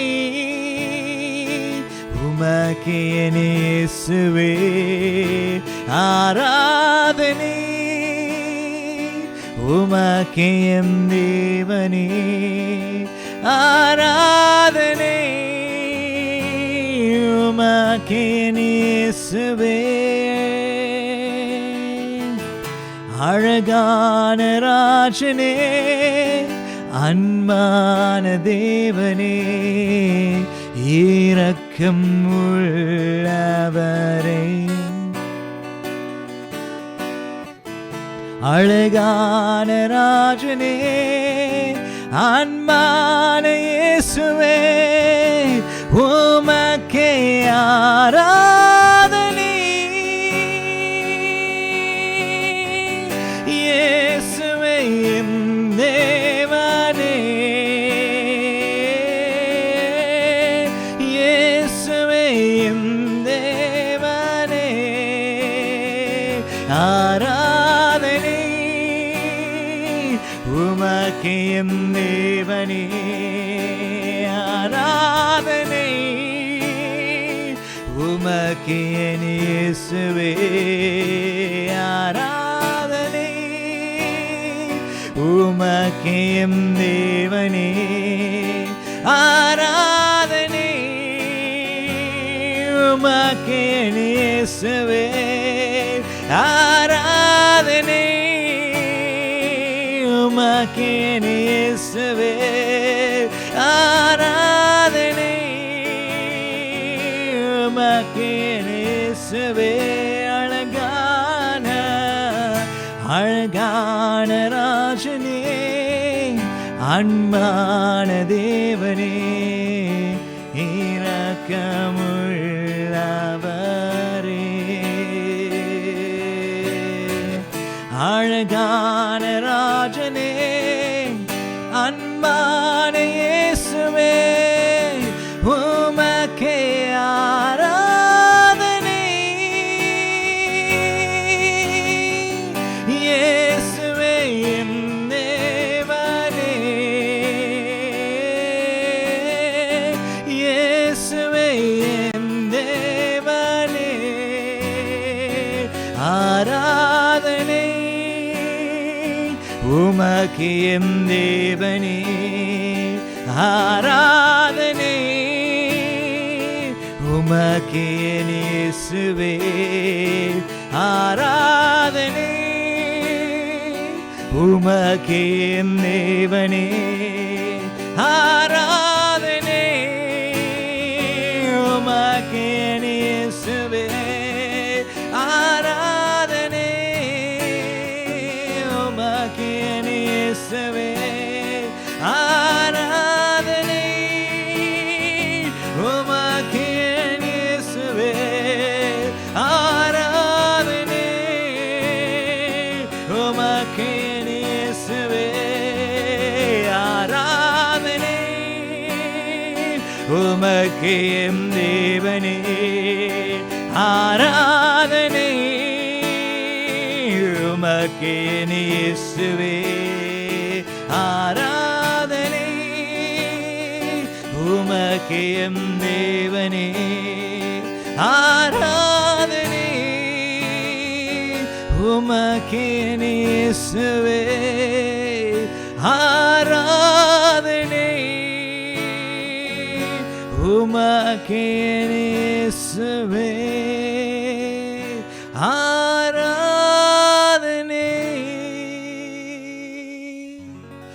உமக்கே எம் இயேசுவே.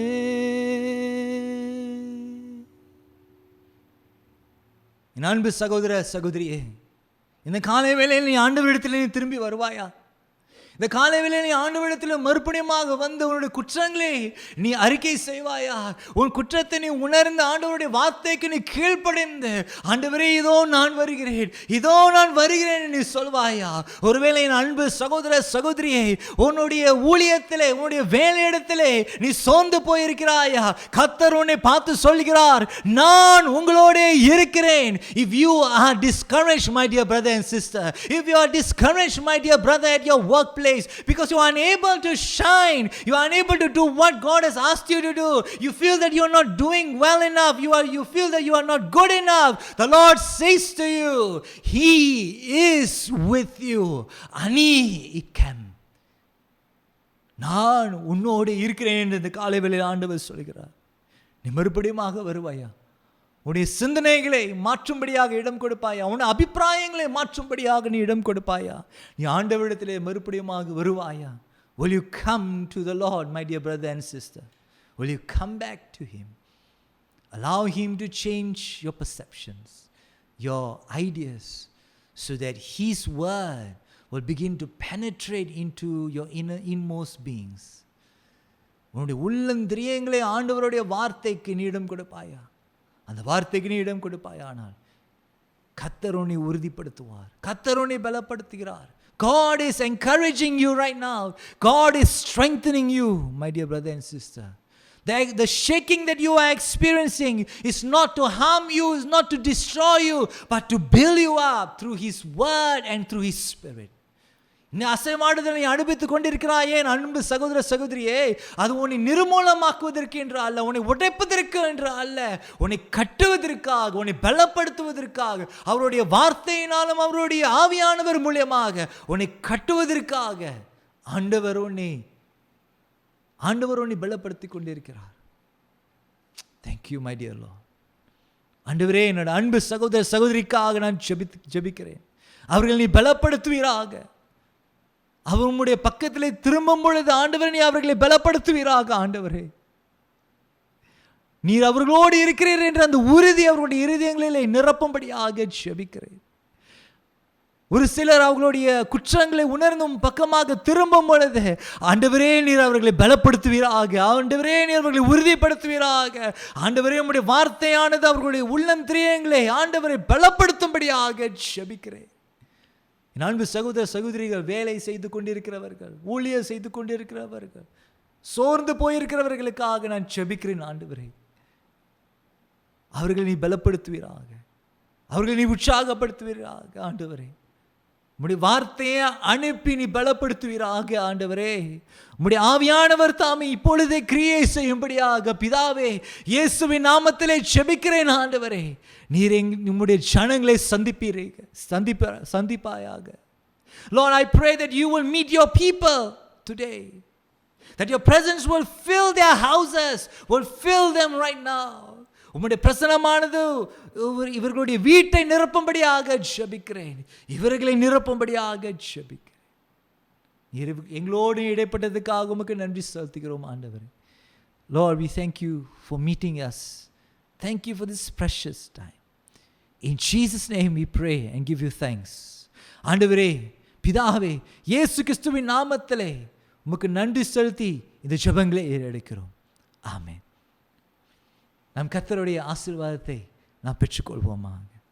எல்லா புத்திக்கு மேலான தேவ சமாதானம் உங்களோடே இருந்து நீங்கள் தேவனையும் அவருடைய குமாரனாகிய நம்முடைய நாதர் இயேசு கிறிஸ்துவையும் பற்றிய அறிவிலும் அன்பிலும் நிலைத்திருக்கும்படி உங்கள் இருதயத்தையும் சிந்தையும் காக்க கடவது பிதா, குமாரன், பரிசுத்த ஆவியுமாகிய சர்வ வல்லமை பொருந்திய தேவனுடைய ஆசீர்வாதம் உங்களுக்குள்ளே இருந்து எப்பொழுதும் உங்களோடு நிலைத்திருக்க கடவது.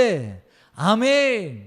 சமாதானத்தோடும் அன்போடும் போய் தேவனை சேவியுங்கள் கிறிஸ்துவின் நாமத்திலே. ஆமென். ஆமென். நம் ஆண்டவரை ஆராதித்து அவருடைய வார்த்தையை கேட்டோம். நம் ஆண்டவருக்கு கொடுப்பதும் ஒரு வகையான ஆராதிப்பு தான். நம்முடைய காணிக்கையை செலுத்த ஆயத்தமாகவும் வாருங்கள். நீங்கள் உங்கள் காணிக்கைகளையும் தசம பாகங்களையும் கொடுக்க 3 வழிகள் உள்ளன. முதலாவதாக, நீங்கள் இணையத்தின் வழியாகவோ அல்லது ஏடிஎம் வழியாகவோ பேங்க் டிரான்ஸ்ஃபர் செய்யலாம். நீங்கள் டிரான்ஸ்ஃபர் செய்ய மை Xavier's church DBS account number 006-014-6112, அதாவது நீங்கள் டிரான்ஸ்ஃபர் செய்ய வேண்டிய எண் 000-014-6112. இரண்டாவது வழி, பே நவ் என்ற சேவை மூலம் கட்டணத்தை செலுத்தலாம். இணையம் அல்லது மொபைல் வங்கி மூலம் பே நவ் என்ற பகுதியை தேர்ந்தெடுத்து என் இரட்சகர் ஆலயத்திற்குரிய சிறப்பு எண்ணை தட்டச்சு செய்யவும். சிறப்பு எண் T08CC4073G. மூன்றாவதாக, காசோலை அதாவது செக் வழியாக நீங்கள் பணத்தை செலுத்தலாம். மேல் விவரங்களுக்கு சபை அலுவலகத்தை தொடர்பு கொள்ளுங்கள். தொடர்பு கொள்ள வேண்டிய எண் 64742823. ஏன்னா இங்கே வாயேன். என்னப்பா? ஏன்னா இப்போ தான் நம்ம தேவனை இணைய வழி ஆராதித்தோம். இணைய வழி தேவனை ஆராதிக்கிறதும் இணைய வழி அவருக்கு காணிக்கை கொடுக்கறதும் எவ்வளோ பெரிய ஒரு அருமையான ஒரு காரியம். ஆமாப்பா, நீங்கள் சொல்கிறதும் சரிதான். இந்த காலகட்டத்தில் நம்ம பொறுப்பாக வீட்டில் இருக்கிறது ரொம்ப முக்கியம். ஆனால் ஏன்னா எனக்கு ஒரு கேள்வி இருக்குது. எனக்கு ஐ பேங்கிங் இல்லை, பே நவுன்னு சொல்லுவாங்களா, அதுவும் எனக்கு இல்லை. அதே சமயத்தில் சபை அலுவலகமும் இப்போ செயல்படலை. அப்படி இருக்கும்போது என்னோட காணிக்கை நான் எப்படி கொண்டு போய் கொடுப்பேன்? அதுவாப்பா, அதுக்கும் ஒரு வழி இருக்கு. நம்முடைய காணிக்கை ஒரு பெட்டிலேயோ ஒரு உண்டிலேயோ அல்லது ஒரு என்வலப்லேயோ சேர்த்து வச்சு சபை அலுவலகம் மறுபடியும் செயல்படும் போது அதை போய் அவங்ககிட்ட போய் கொடுத்துடலாம். இது நல்லா இருக்கே. இதுவே நம்ம மற்றவங்க செய்ய நம்ம உற்சாகப்படுத்தும். இதுவே நாமளும் செய்ய ஆரம்பிப்போம். இந்த ஆராதனை உங்களுக்கு ஆசீர்வாதமாக இருந்திருக்கும் என்று நாங்கள் நம்புகிறோம். மீண்டும் உங்களை அடுத்த வாரம் சந்திக்கிறோம். பாய்.